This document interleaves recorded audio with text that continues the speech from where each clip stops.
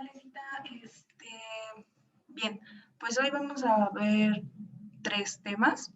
Espero no se haga muy largo. De todas formas, pues si tienes dudas, ya sabes, me envías mensaje y ya te explico o trato de explicarte de alguna otra forma.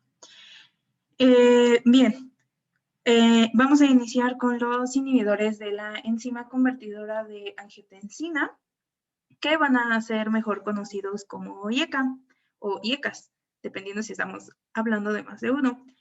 Y una clave para poder identificarlos fácilmente es que por lo regular estos van a terminar en pril, por ejemplo, el captopril, aunque también cabe aclarar que dependiendo del país, la bibliografía, la farmacéutica, se le puede llegar a agregar alguna o al final y se va a estar hablando realmente del mismo fármaco, no va a cambiar nada. Y pues el ejemplo va a ser que el captopril ahora pasaría a ser captoprilo, el enalapril pasaría a ser enalaprilo y así sucesivamente con todos los fármacos de este tipo de como clasificación en los inhibidores de la enzima convertidora de angiotensina.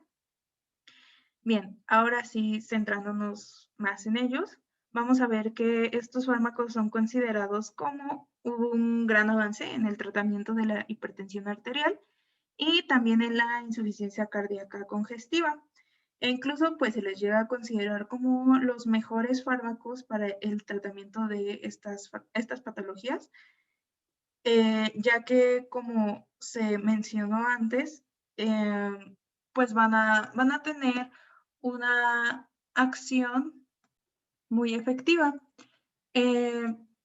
Como había mencionado, se van a utilizar en tratamientos como la hipertensión arterial, la insuficiencia cardíaca congestiva, la diabetes, hiperlipidemia y gota. Un dato pues interesante de este tipo de fármacos es que el primer IECA con la debida potencia y también especificidad se obtuvo del veneno de esta víbora que vemos aquí, llamada Botrops jararaco. Al principio este compuesto pues solo era efectivo si se administraba por vía parenteral, pero a partir de él se empezaron a desarrollar y sintetizar nuevas estructuras y de esta surgió el primer representante del grupo y pues fue el famoso captopril, ¿ok? Entonces, pero actualmente vamos a ver que existen 11 principios activos comercializados y los vamos a poder clasificar según su estructura química, por lo que podremos dividirlos en 3 grupos. Los IECA con radical sulfidrilo, donde vamos a encontrar al captopril, los IECAs con radical carboxilo, donde vamos a tener una mayor gama de fármacos porque se encuentra el benacepril, el cilazapril, el enalapril, espirapril, lisinopril, perintropil, quinalapril, ramipiril, trandolapril, perdón, y por último, los IECAs con radical fosfínico, y el ejemplo sería el fosinopril. Conocer su clasificación mediante su estructura química nos va a resultar de mucha importancia química y clínica. ¿Por qué? Porque si nosotros atendemos a algún paciente que llegue a tener algún tipo de hipersensibilidad o sea alérgico a las sulfas, pues no vamos a recetarle o a prescribirle captopril, porque lejos de ayudarnos en pues nuestra enfermedad al 100% como nos gustaría, puede que nos esté dando efectos secundarios no deseados. Entonces, por eso es que debemos personalizar pues el tipo de, ¿cómo se dice? De fármaco que le prescribimos al paciente. Ciertamente es muy raro que alguna persona pueda llegar a tener algún tipo de hipersensibilidad. Sin embargo, pues si no queremos que nos pase algún tipo como susto o llegar a tener una negligencia médica debido a que no se hizo una buena historia clínica del paciente. Entonces es muy importante saber, en caso de que sea alérgico a algún fármaco, qué otro tipo de fármaco le podríamos prescribir. Bien, vamos a ver que todos ellos van a presentar pues, una duración de acción que va a permitir la administración de una única dosis diaria. Esto pues va a resultar bastante cómodo para las personas que realmente no se acostumbran a tener horarios para la toma de fármacos. Lo que sí hay que hacer es muy cuidadosos en la hora en la que se administra, ya que si se administra, no lo sé, a las 9 de la mañana, por ejemplo, a esa misma hora se tiene que administrar todos los días. Ahora bien, el captopril vamos a tener que va a ser el único que se exceptúa de esto que acabo de decir con anterioridad, ya que se va a llegar a administrar de 2 a 3 veces diarias, pero tiene la ventaja de que debido a su rapidez de acción, va a ser el IECA de elección en las urgencias hipertensivas. Otra característica es que la Academia Americana de Pediatría va a considerar el captopril y el enalapril que serán compatibles con la lactancia. Con respecto al resto de los IECAS, se va a recomendar tener cierta precaución y pues igual esto va a ser muy importante porque si tenemos una paciente que se encuentra ya lactando y es hipertensa o una mujer que está embarazada y pronto va a dar a luz y pues igual decide entrar en un periodo de lactancia para su bebé, pues tendremos que cuidar qué tipo de fármacos está, primero qué tipo de fármacos está manejando ella y en caso de que no sea alguno que se considere seguro, pues cambiarlo para una mayor comodidad tanto de la paciente como del bebé y que no puedan llegar a tener algún tipo de efecto secundario. Y hablando pues de los efectos secundarios, vamos a tener que a causa de los inhibidores de la ECA van a ser poco frecuentes, pero entre ellos vamos a encontrar la tos seca, el dolor de cabeza, fatiga, pérdida del apetito, malestar estomacal, diarrea, entumecimiento, fiebre, sarpullido o ampollas en la piel y también el dolor articular. Entonces, pues eso es como la introducción a los IECAS. Ahora bien, pasando en cuanto al mecanismo de acción, debemos saber que uno de los mecanismos fisiológicos del organismo para la regulación de la presión arterial es el sistema renina-angiotensina-aldosterona, del que ya había hablado anteriormente. Vamos a tener en el esquema que se puede ver cómo inicia con la presión arterial baja, que va a hacer que los riñones produzcan la renina, y es quien transforma el angiotensinógeno, que es producido en el hígado, a angiotensina 1, y esta a su vez va a ser transformada en angiotensina 2 mediante la ECA, que es producida por los pulmones. Y pues ya de aquí que obtuvimos la angiotensina 2, hay dos caminos para actuar. El primero va a ser que actúa directamente en los vasos sanguíneos para producir una vasoconstricción y por ende el aumento de la presión arterial, o bien regresar al riñón donde las suprarrenales siguen con el proceso y van a producir la aldosterona, quien va a tener una actividad natriurética y con ello va a regular también la presión arterial, también el balance de sodio y el equilibrio ácido-base. Entonces, pues ese sería como el mecanismo fisiológico que tiene el sistema renina-angiotensina-aldosterona. Y los IECAs, vamos a ver que, como pues su nombre lo dice, son inhibidores de la enzima convertidora de angiotensina, o la ECA, como podemos ver aquí en el esquema. Entonces, van a bloquear la transformación de la angiotensina 1 en angiotensina 2. Y como vimos aquí en este esquema, va a tener un efecto directo en los vasos y de forma, pues, algo indirecta en los riñones. Bien, entonces, así es como va a funcionar en específico los inhibidores de la ECA. Sin embargo, va a haber otra como vía alterna o indirecta, en donde vamos a ver que la ECA de cierta forma también va a intervenir o se va a relacionar con la bradicinina. Lo que va a hacer es que interviene catalizando la degradación de la bradicinina, y la inhibición de este proceso va a incrementar la concentración de la misma, quien va a actuar pues como una sustancia vasodilatadora. Entonces aquí podemos ver cómo de forma fisiológica la ECA va a volver a la bradicinina en un péptido inactivo. Sin embargo, si este tipo de fármacos nos inhiben, pues sí nos van a inhibir la ECA.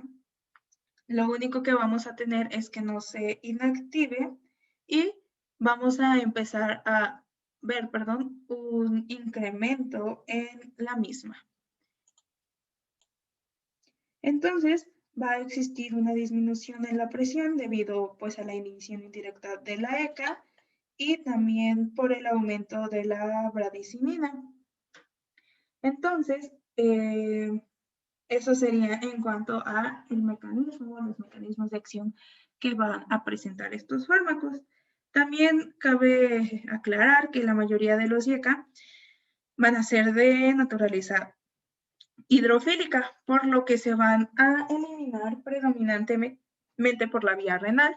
Y es por eso que en caso de una función renal alterada o una mala función renal, pues las dosis van a tener que reducirse proporcionalmente a la disminución del aclaramiento de creatinina. Y pues si recordamos las clases de fisiología, vamos a saber que la creatinina es la sustancia endógena que nos va a ayudar a saber si el nivel de filtración glomerular se encuentra pues en orden o funcionando correctamente en sus niveles normales, y también nos va a ayudar a conocer la capacidad del glomérulo. Entonces, pues ya por último voy a dejar aquí esta tabla con los diferentes fármacos, y en esta vamos a ver su debida dosis inicial y también su dosis máxima. Aquí están algunos de los fármacos que mencioné, como el captopril, enalapril, fosinopril, lisinopril, quinapril, ramipril y sus dosis. Bien, entonces ahora vamos a pasar al siguiente tema, perdón. ¿Qué van a ser los antagonistas de los receptores de angiotensina 2? Y pues si vemos algo de que lo que nos llama la atención de su nombre es que menciona a la angiotensina 2, que vimos pues previamente en el pues tema de los IECAs, y vamos a ver que aquí también este tipo de fármacos también va a actuar en este sistema. Estos fármacos van a ser mejor conocidos como ARA, y a ellos los vamos a identificar fácil, ya que sus fármacos terminan en sartán. Por ejemplo, losartán, que también es muy conocido, es muy usado aquí en México. Y a diferencia de los IECAs, en los ARAs no va a existir diferencias clínicamente importantes entre los miembros del grupo. Sin embargo, algunos van a ser profármacos. ¿Qué quiere decir esto? que deben ser transformados previamente en el hígado. Y entre ellos vamos a encontrar fármacos como el candesartán, el mismo losartán, el olmesartán, y por el contrario, fármacos como el eprosartán, ibesartán y valsartán no van a precisar de esta transformación previa, lo cual va a conferir pues una ventaja de poder ser usados teóricamente, lo ponemos entre comillas, con más seguridad en caso de insuficiencia hepática, aunque realmente el losartán es de los fármacos, pues como ya había mencionado, más prescritos debido a su bajo costo, fácil adquisición y también por sus, ¿cómo se dice? Efectos adversos, pues leves, en cierta forma, o pues sí, realmente tiene menos efectos adversos. También, pues, un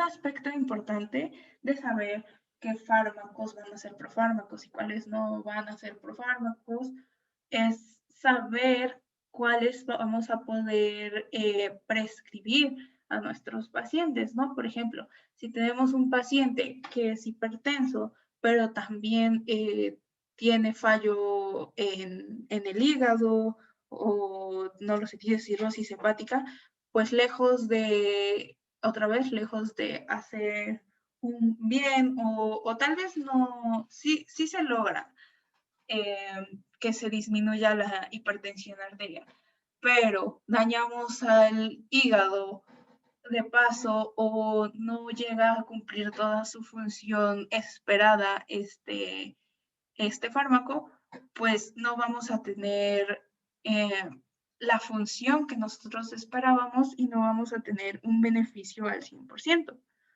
Por eso es importante saber qué tipos de fármacos son transformados en el hígado y cuáles no. Bien, ahora dentro de las indicaciones médicas vamos a encontrar que son efectivos en la hipertensión arterial, en la insuficiencia cardíaca, pero aquí solo vamos a encontrar que son efectivos el losartán y el valsartán, en la prevención de accidentes cerebrovasculares, también en pacientes hipertensos con hipertrofia ventricular izquierda, y en esto solo vamos a prescribir el losartán. Y por último, en la nefropatía diabética en pacientes con proteinuria e hipertensión. Y podemos encontrar fármacos que se prescriben como el losartán y el irbesartán. Ahora, en cuanto a las contraindicaciones, va a estar la insuficiencia hepática grave, cirrosis biliar, colestasis, insuficiencia renal grave y diálisis, el hiperaldosteronismo. También esto puede ser por estar afectado el sistema renina-angiotensina-aldosterona. Y por último, el embarazo y la lactancia. En cuanto a sus efectos adversos, van a estar relacionados con la reducción de la actividad de la angiotensina y van a ser muy similares a los de los IECAS. En cambio, los relacionados con la vía de la bradicina, como la tos o el angioedema, van a ser menos frecuentes. Y en general vamos a poder clasificarlos así en cardiovasculares, sistema nervioso, hiperpotasemia, respiratorios y otros. En los cardiovasculares vamos a poder encontrar una hipotensión, edema, palpitaciones. En el sistema nervioso puede llegar a presentarse mareos, cefalea, astenia, insomnio. En cuanto a la hiperpotasemia, vamos a tener que esto se va a dar sobre todo en pacientes con insuficiencia renal crónica o que tomen algún otro tipo de medicamentos que tengan ciertas interacciones medicamentosas con los ARA. Y en cuanto a los respiratorios, vamos a tener tos, infección de las vías respiratorias altas y congestión nasal. Y por último, dentro de los otros efectos, se puede llegar a presentar diarrea, dolor abdominal, náuseas, mialgia o aumento de transaminasas. Entonces, ahora sí, pasando otra vez aquí al esquemita, vamos a usar el mismo porque está bien simplificado. Vamos a tener que Como su nombre lo dice, otra vez vemos la participación del sistema renina-angiotensina-aldosterona. Bueno, y algo que me faltó comentar de los efectos adversos es que se van a ver con menor frecuencia realmente que en estos fármacos, aunque no van a ser aconsejados realmente para utilizar en primera instancia hoy en día, y usualmente se van a prescribir ante la intolerancia a los IECAs, recurriendo así a un ARA2.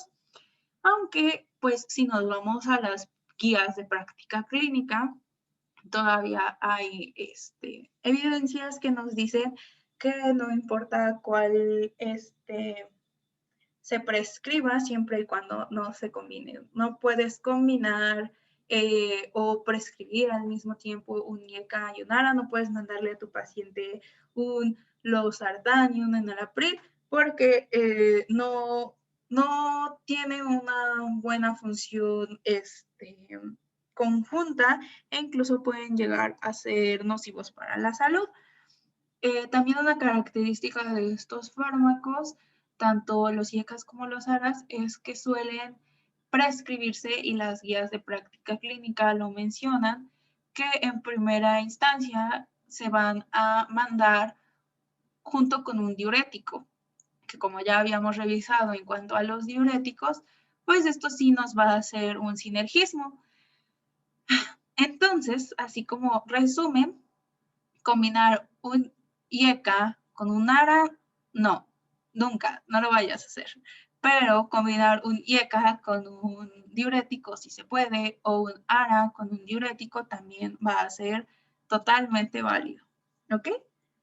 Bien, ahora sí, pasando otra vez al sistema, vamos a ver que estos fármacos, igual como su nombre lo dicen, van a actuar en otro nivel del sistema, ya que van a interferir en el sistema, bloqueando la unión de la angiotensina 2. Aquí sí vamos a producir la angiotensina 2, pero lo que se va a estar bloqueando es su unión a los receptores.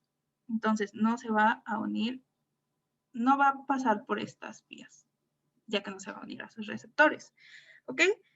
Bien, entonces, esto nos va a tener como consecuencia, pues, lo contrario. Vamos a tener, una reducción de la resistencia vascular periférica y también de la presión arterial, y se va a tienden a reducir la masa ventricular en pacientes con hipertrofia ventricular izquierda. También un dato importante es que, a pesar de disponer de fármacos que permiten bloquear el sistema renina-angiotensina-aldosterona, vamos a tener que, pues hasta ahora han sido los inhibidores de la ECA quienes, como ya había mencionado antes, presentan una mayor utilidad clínica y pues inducen un aumento en los niveles plasmáticos de bradicinina. Sin embargo, se ha encontrado que los ARAs van a ser quienes bloquean el sistema en una forma muchísimo más precisa, independientemente de su ruta metabólica de formación. Por lo que pues va a ser ahora sí que decisión del médico acerca de qué medicamento se prescribe, siempre tomando en cuenta al paciente, como ya lo había venido mencionando, sus enfermedades, sus alergias, todo este tipo de información que podamos llegar a recabar en la historia clínica para saber qué tipo de fármaco se va a adaptar mejor a él. Y ya por último, aquí dejo igual una tabla con el fármaco y su respectiva posología. Entonces, pues vemos algunos ejemplos de los fármacos, dosis inicial, dosis máxima y su frecuencia. También una de las características de los ARA es que regularmente se van a administrar solo una vez al día, a veces 2 veces al día si los síntomas pues son muy elevados, o se ha visto que con una sola dosis no se reduce la presión arterial. Se pueden llegar a administrar 2 veces al día, Sin embargo, también aquí hay que tener cierta precisión en las horas a las que se los toman los pacientes, por lo mismo de la cascada de, pues, que desencadenan los fármacos en cuanto a su Tmax y su concentración máxima. Entonces, pues eso sería todo de estos dos fármacos. Y pasaríamos por último a los nitratos y nitritos orgánicos. De estos ya había hablado anteriormente, pero voy a profundizar un poquito más esta vez. El enfoque que vamos a tener en específico con estos fármacos va a ser en cuanto a la angina de pecho, porque pues así lo marca el temario. Pero en general, la angina de pecho, en cuanto a los fármacos, se va a tratar con aquellos que puedan A, mejorar la perfusión del miocardio y B, reducir la demanda de O2. Y unos de ellos van a ser los nitratos y nitritos orgánicos. Vamos a tener que ellos van a liberar óxido nítrico al metabolizarse y este también va a ser conocido como nitrovasodilatador. Pues como ya lo había explicado antes, en los vasodilatadores va a producir una relajación en la musculatura lisa vascular. Y más adelante voy a describir tal cual su mecanismo de acción. Bien, ahora dentro de los nitratos vamos a tener que existen dos clasificaciones que dependen según la dosis que sea aplicada. En cuanto a las dosis mínimas que actúan a nivel, vamos a tener que actúan a nivel venoso con una demanda miocárdica de O2 debido al retorno venoso y de la precarga. Y también la otra va a ser a dosis mayores que actúan a nivel arterial en arterias musculares grandes, las cuales van a ser de resistencia y arteriolas de demanda miocárdica por lo de la poscarga y la tensión arterial. También vamos a tener a la coronaria del aporte miocárdico de O2, que nos da la redistribución del flujo a la zona isquémica y mejoría del vasoespasmo. Y por último, la cutánea y la meningia. Vamos a tener que los nitratos se utilizan para tratar el dolor de pecho relacionado con la angina de pecho justamente y también para aliviar los síntomas de la insuficiencia cardíaca, ya que, como había mencionado, buscan mejorar el flujo sanguíneo, lo cual permite un mayor suministro de sangre al músculo cardíaco. Van a estar indicados como tratamiento rutinario de la angina de pecho o para aliviar también el dolor durante un ataque. Estos fármacos se van a presentar en distintas formas. Por ejemplo, para la administración diaria se va a suministrar de forma transdérmica, en forma de parches, ya que va a ser como una liberación continua o por vía oral. Y la vía sublingual, ya sea en comprimidos o spray, se va a usar para aliviar los síntomas del ataque de angina dada su rápida acción. Y ya por último, en cuanto a esto, los efectos secundarios interacciones más habituales van a ser el mareo, el dolor de cabeza, enrojecimiento del rostro y cuello, náuseas o vómitos, hipotensión, y un ritmo cardíaco anormal, que se le considera como alguna arritmia. Y va a ser muy importante recordar la interacción de los nitratos con estos fármacos. Estos fármacos van a ser utilizados para la disfunción sexual y, por ejemplo, tenemos el sildenafil, el vardenafil y el tadalafil. Otra curiosidad aquí también es que este tipo de fármacos a veces se pueden encontrar con una O agregada al último o sin ella, igual se va a estar hablando del mismo fármaco. Ahora bien, estos tipos de fármacos no se deben ingerir dentro de las siguientes 24 horas después de que se tomó algún tipo de nitrato, debido a que los efectos secundarios que pueden llegar a tener es aumento de la frecuencia cardíaca. Entonces se estaría contradiciendo pues lo que nosotros queremos causar con los nitratos y también pues aquí con los fármacos utilizados para la disfunción sexual. Pero en caso de tener algún dolor torácico tras la ingesta de alguno de estos fármacos, igual no se debe usar nitratos para tratar la crisis de angina. Y en caso de ser trasladado a urgencias, se le debe informar a los médicos sobre el consumo de pues estas medicinas usadas en la disfunción.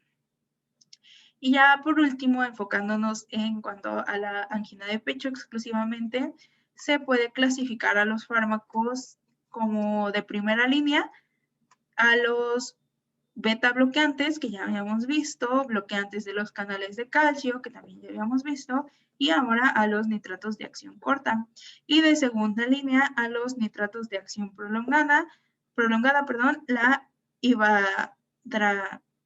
ivabradina, y la ranolazina, que aunque realmente se aconseja una individualización de los tratamientos de acuerdo con la fisiopatología de la angina y las comorbilidades existentes.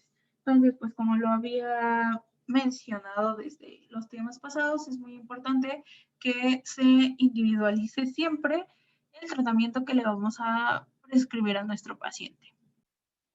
Bien, ahora en cuanto al mecanismo de acción, primero vamos a tener el mecanismo de acción de cómo se forma el óxido nítrico y vamos a tener primero el ingreso de la acetilcolina a la célula.